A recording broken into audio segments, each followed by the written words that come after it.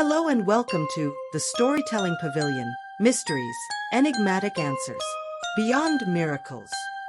In this episode, we present a tale titled, The Haunted House, Whispers of Silence. In the stillness of the night, we sometimes hear inexplicable whispers, sounds that arise from the void, or sense the presence of the invisible. This is the mysterious world that coexists with the one we know, a world that challenges our understanding and beliefs. In Thai society, stories of haunted houses are not uncommon.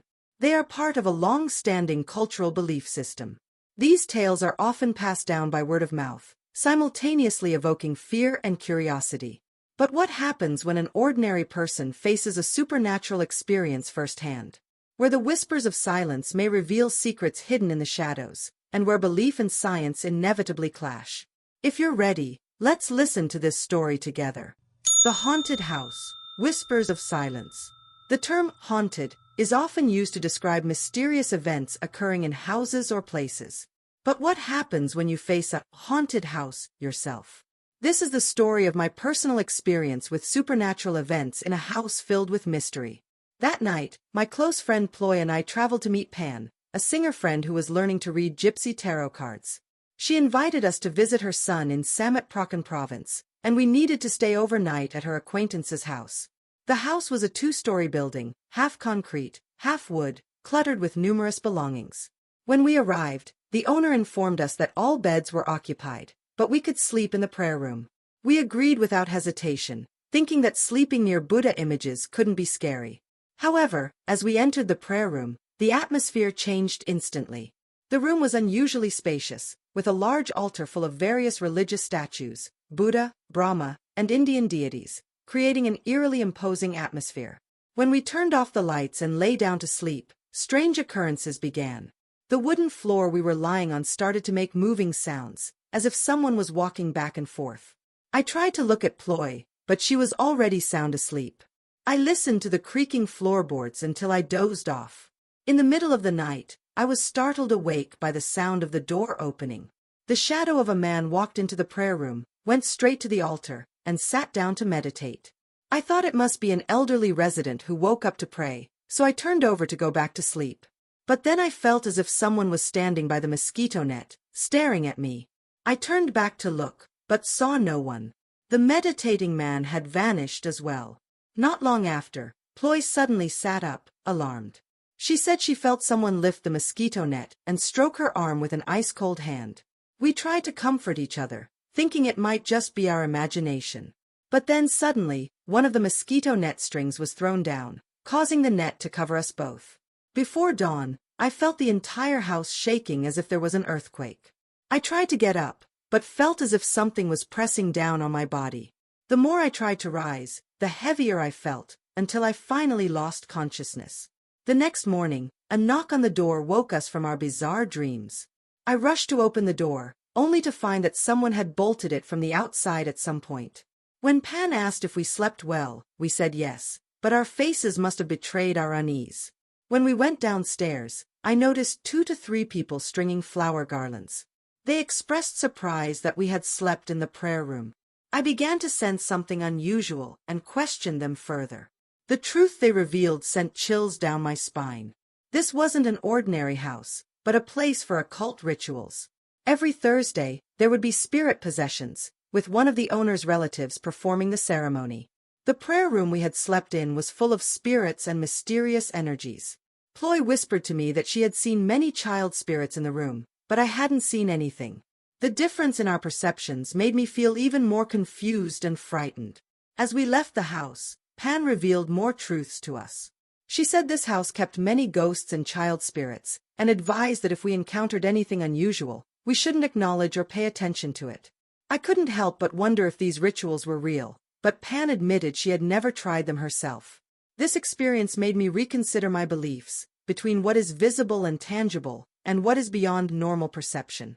That house looked ordinary in the daytime but was full of mysterious energy at night.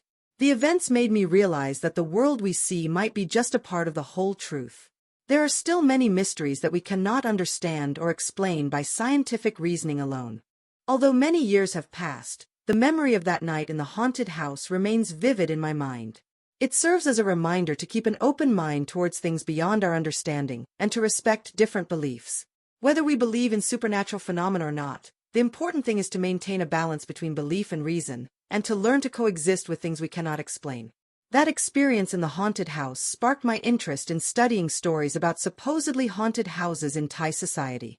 I discovered that these stories often occur in various forms, whether it's houses where strange events happen, such as unexplained fires, or houses believed to be inhabited by spirits. One interesting case occurred in Nakhon Ratchasima province in 2009, where there were reports of continuous fires in a house without known causes.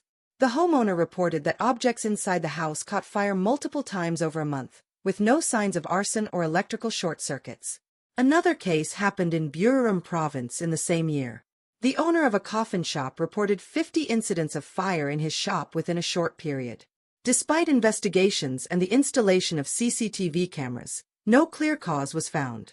These stories made me question, what is the true cause of these phenomena? Are they mere coincidences, or is there something truly beyond scientific explanation? From a scientific perspective, scientists explain that natural fires require key elements: fuel, heat, and oxygen. There's also a phenomenon called spontaneous combustion, where certain materials can ignite under suitable conditions. However, from a cultural and belief perspective, many Thai people still believe in spirits, ghosts, and supernatural powers. These beliefs are deeply rooted in Thai society and are often used to explain events that cannot be answered through scientific methods. The intersection of traditional beliefs and modern scientific knowledge creates challenges in understanding these phenomena. While some seek scientific explanations, many others still hold firm to supernatural beliefs. My personal experience in the haunted house and the study of other stories have made me realize that the truth may be more complex than we think. Sometimes we may have to accept that there are things we cannot fully explain, and be open to different perspectives. The story, The Haunted House, Whispers of Silence, reveals interesting social and psychological dimensions. Beliefs about haunted houses not only reflect traditional culture and beliefs, but also show how people try to understand and deal with unexplainable things in daily life. Psychologically, the belief in haunted houses may be a mechanism for dealing with fear and uncertainty in life. Providing supernatural explanations for uncontrollable events may help people feel they understand and can better manage the situation. Sociologically, these beliefs play a role in fostering community unity. Stories about haunted houses are often passed down from one generation to another, creating a sense of shared experience and communal history. However, these beliefs can also have negative impacts. Houses labeled as haunted may lose economic value, and owners may face social stigma. Moreover, excessive belief in the supernatural may lead to neglecting real problems, such as building safety or electrical system issues. In today's era of advanced science and technology, we find Thai society in a period of adaptation, balancing traditional beliefs with acceptance of modern knowledge. Many choose to integrate both concepts, respecting traditional beliefs while being open to scientific explanations. In conclusion, the phenomenon of haunted houses in Thai society is an interesting reflection of culture, beliefs, and social change. Although science can explain many phenomena, belief in the supernatural still plays a significant role in many Thai people's lives. My personal experience in the haunted house and the study of other stories have made me understand that being open to both scientific perspectives and traditional beliefs may be the most balanced way to understand the world around us. Ultimately, what's important is maintaining an open mind, ready to learn and respect the diversity of thoughts and beliefs in society. When considering all these stories, we may find that everything follows the principle of karma. Recognizing this principle doesn't mean we should fear or surrender to what happens, but it reminds us to live life mindfully, use wisdom to consider cause and effect, and have compassion for ourselves and others. Every action we take has consequences, and we must be responsible for those actions, whether in the visible world or in dimensions we cannot fully understand. All events that occur are karma that affects the experiences of those who create them. As the Buddha said, Kamyana vatati loko, or the world is driven by karma. Whatever karma one creates, one will receive the fruits of that karma. That's the end of our story, The Haunted House. What do you all think about it, friends? Feel free to comment and discuss your thoughts. If you enjoyed our clip, please help support us by following, liking, and sharing. Your support means a lot to us. We'll see you again in the next episode. Goodbye. This is a great way to conclude the storytelling session. It encourages audience engagement through comments and discussion, and also promotes the channel by asking for likes, shares, and follows. The friendly tone helps maintain a connection with the audience and builds anticipation for future episodes.